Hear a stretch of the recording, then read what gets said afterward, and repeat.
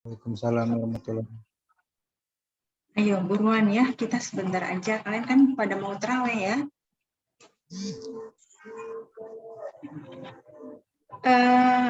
Selamat malam semuanya.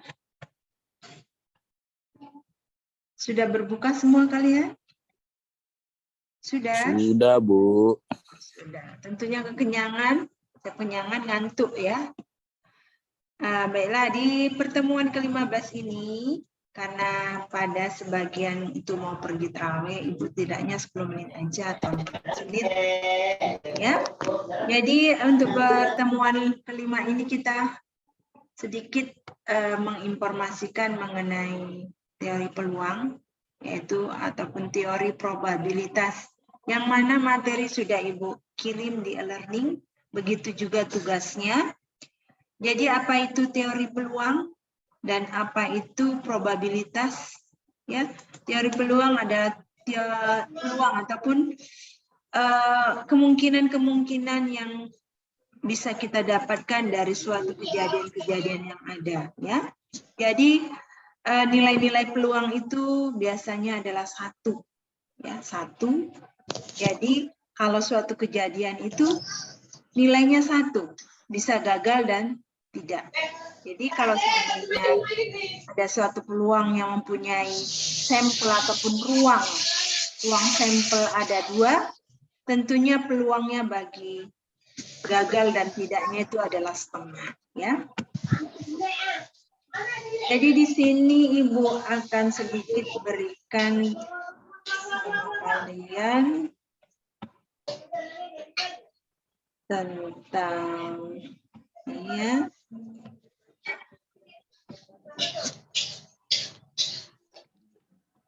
Ini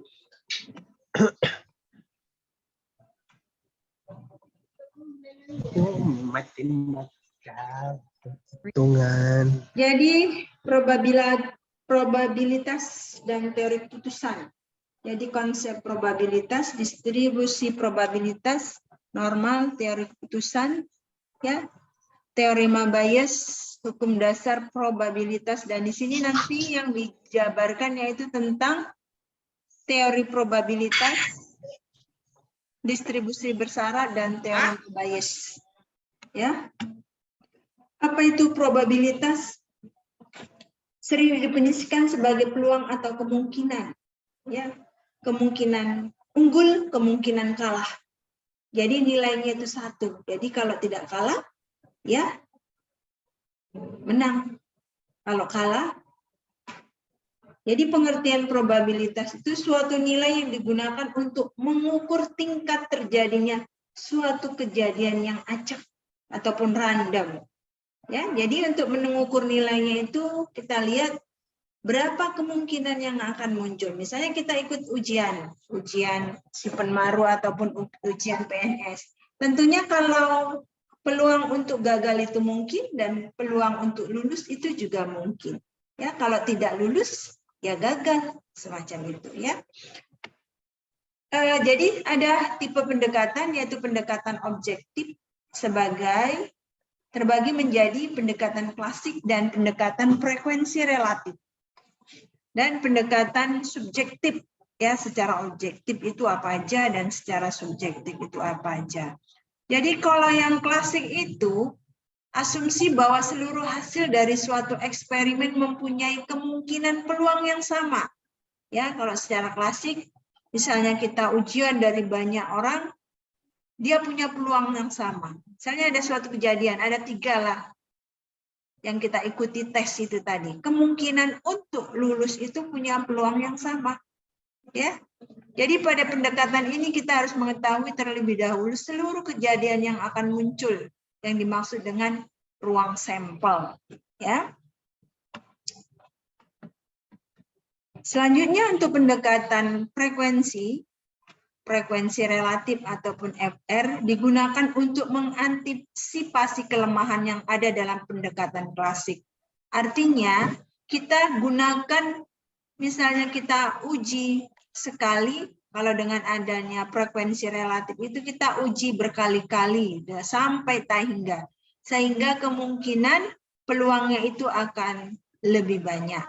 Jadi frekuensi relatif pada dasarnya bisa digunakan untuk memperkirakan nilai probabilitas. Artinya kalau seandainya kita menginginkan hasil yang lebih maksimal, maka kita gunakan event-event yang banyak.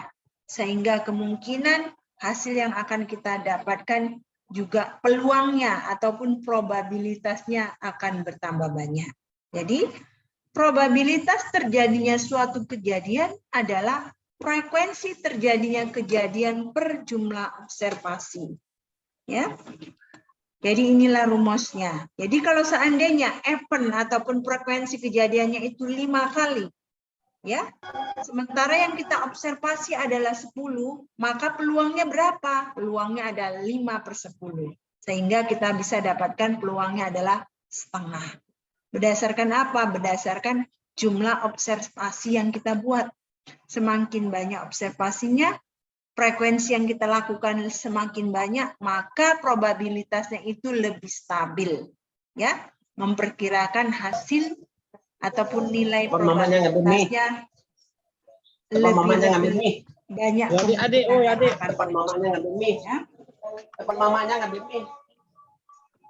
Selanjutnya kalau untuk pendekatan subjektif itu bagaimana? Didasarkan atas penilaian seseorang dalam menyatakan tingkat kepercayaan. Ini berdasarkan orangnya ya, bukan sesuatu yang kita cobakan berdasarkan.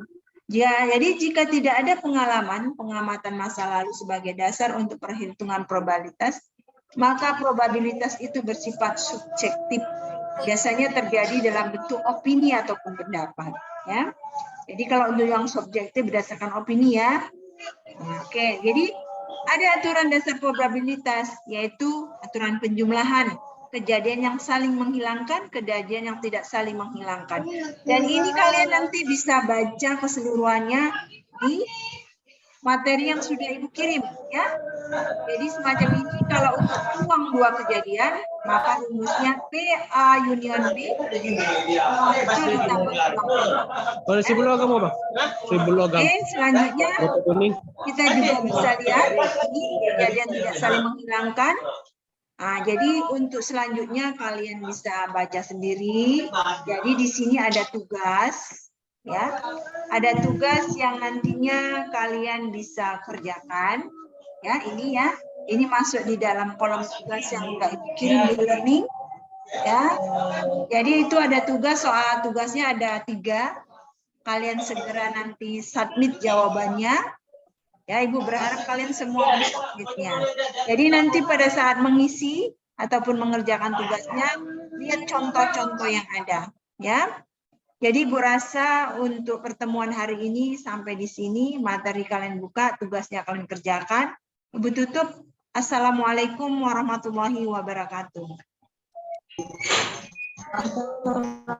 Ya, bagi yang mau terawih silakan terawih. Ya, selamat malam semuanya.